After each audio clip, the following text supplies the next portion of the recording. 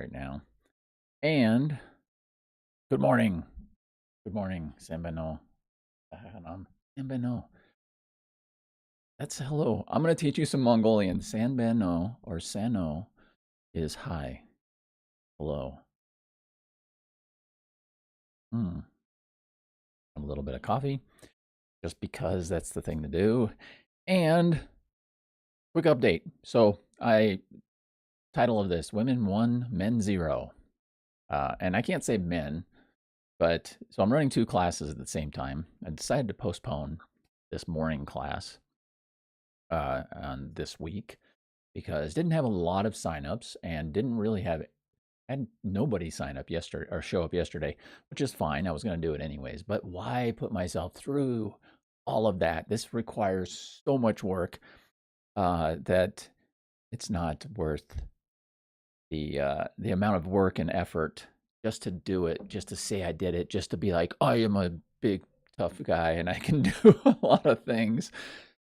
And that gets into the saying, the other title part of this title, "Know When to Hold 'Em, Know When to Fold 'Em," by a great philosopher, Mr. Rogers, and not the Mr. Rogers from Mr. Rogers' Neighborhood, Mr. Kenny Rogers, if you know that song.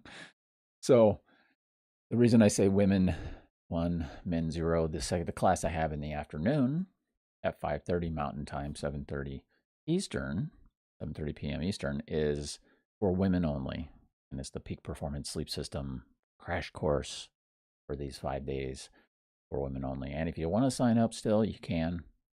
Um, but I thought it'd be kind of funny saying that the girls are beating the boys. Or it could be that strength athletes really don't like mornings. I don't know. I'm not going to overthink it. I figured I'd just come on here and have fun. And let me make sure that, okay, it is.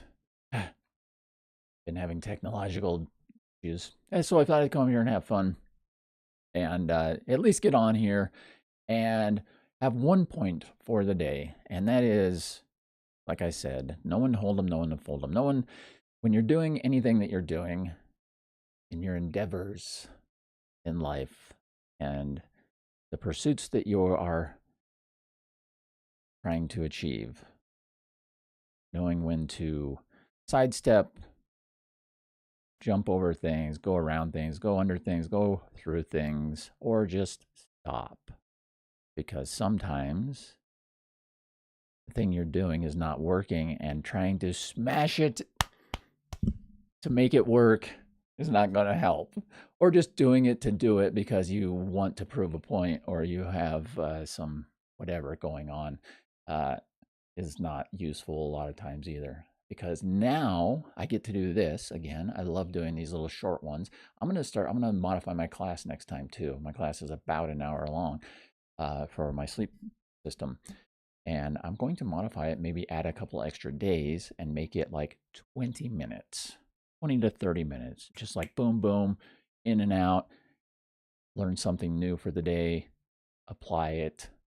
Then uh, it's not, doesn't take as long because our attention spans have gotten so much shorter.